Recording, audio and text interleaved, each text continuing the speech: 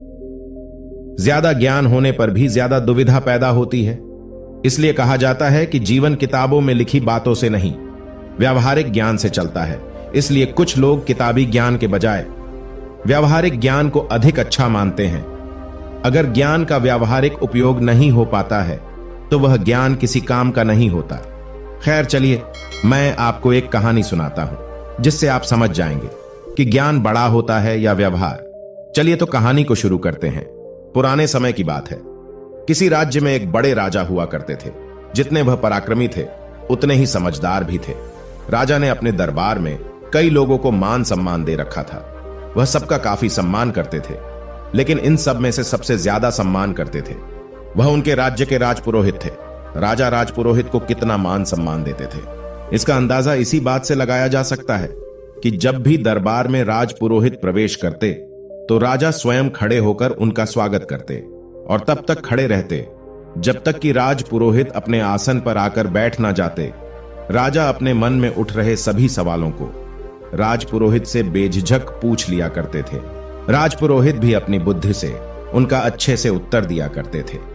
एक दिन दरबार में राजा के मन में एक प्रश्न आया। उन्होंने राजपुरोहित से पूछ लिया, गुरुजी, एक सवाल मेरे मन में कई दिनों से उठ रहा है, अगर आप इजाजत दे तो पूछना चाहूंगा। राजपुरोहित ने कहा, आप हुक्म कीजिए महाराज। फिर राजा ने कहा, जैसे कि मैंने बताया कि कई दिनों से यह सवाल मुझे परेशान कर रहा है। मुझे आशा है कि इसका ऐसा उत्तर मिले जिससे मुझे संतुष्टि मिले। केवल आप ही दे सकते हैं।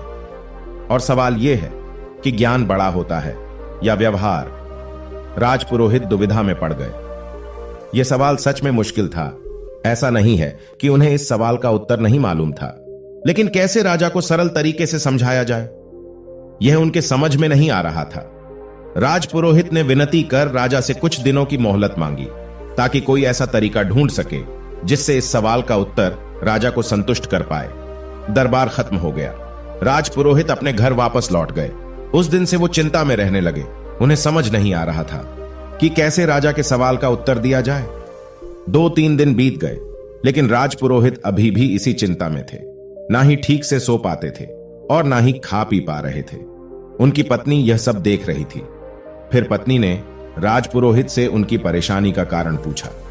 राजपुरोहित ने सारी समस्या अपनी पत्नी से कही। उनकी पूरी बात ध्यान से सुनने के बाद उनकी पत्नी ने उन्हें उपाय बताया और कहा कि अगर आप ऐसा करोगे तो राजा को आपका उत्तर समझ भी आएगा और संतुष्टि भी मिलेगी। राजपुरोहित अगले दिन राजमहल गए। वह सीधे ही राज्य के खजाने के पास पहुंचे और खजाने से 2 मोती चुरा लिए। उनको ऐसा करते सिपाही ने देख लिया। सिपाही को अपनी आंखों पर विश्वास नहीं हुआ।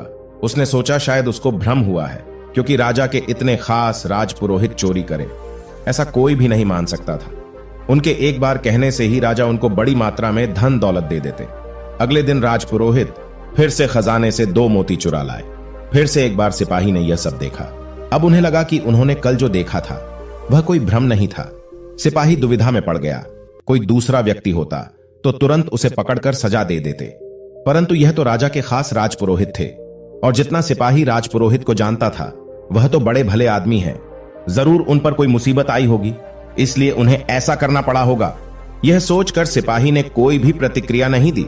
जब 2-3 दिनों तक फिर यही घटना दोहराई गई, तब सिपाही ने अपना धर्म निभाते हुए इस चोरी की खबर राजा तक पहुंचा दी। राजा को पहले तो बिल्कुल भी विश्वास नहीं हुआ, लेकिन सिपाही ने जब पूरी बात बताई कि कैसे राजपुरोहित 1 नहीं 2 नहीं लेकिन पिछले 1 हफ्ते से खजाने से मोतियों की चोरी कर रहे हैं, इस बात को सिपाही ने इतना जोर देकर और कसम खाकर कहा कि राजा को भी अब उसकी बातों पर विश्वास हो गया। अगले दिन जब राजपुरोहित दरबार में आए तो राजा ने ना ही उनका स्वागत किया और ना ही अपनी जगह से खड़े हुए। राजा ने राजपुरोहित से पूछा, क्या आप खजाने से मोतियों की चोरी कर रहे हैं? राजपुरोहित ने कहा, हां, और सारे मोती राजा के सामने रखते हुए कहा कि लीजिए यह सारे मोती जो मैंने चुराए हैं। राजपुरोहित का ऐसा व्यवहार देखकर राजा के साथ दरबार में बैठे सभी लोग दुविधा पड़ गए। राजा ने राजपुरोहित से कहा, अगर आपको यह मोती लौटाने ही थे तो आपने चुराए ही क्यों? राजपुरोहित ने राजा से माफी मांगते हुए कहा, महाराज, मैं चोर नहीं हूं। मैंने यह सब इसीलिए किया क्योंकि आपने कुछ दिनों पहले मुझसे जो प्रश्न किया था उसका संतुष्टिपूर्वक उत्तर आपको दे सकूं। जैसे कि यहां उपस्थित सभी लोगों ने यह देखा कि आज महाराज ने ना ही मेरा स्वागत किया और न ही पहले की तरह मुझे मान सम्मान दिया, जबकि अभी भी मेरे पास उतना ही ज्ञान है जितना कि पहले था। बस कुछ बदला था तो मेरा व्यवहार। इससे यही साबित होता है कि आपके पास चाहे कितना भी ज्ञान हो, अगर आपका व्यवहार अच्छा नहीं है तो सब व्यर्थ है। इसलिए व्यवहार सबसे बड़ा है, ज्ञान नहीं। राजा राजपुरोहित की बातों से और उनके द्वारा दिए गए इस अनोखे उत्तर से बहुत प्रसन्न हुए। उन्होंने आज जैसा व्यवहार राजपुरोहित के साथ किया था उसके लिए माफी मांगी और उन्हें एक बड़ा इनाम दिया। दोस्तों, यह कहानी आपको कैसी लगी और आपने इस कहानी से क्या सीखा? हमें नीचे कमेंट बॉक्स में कमेंट करके जरूर बताएं। धन्यवाद।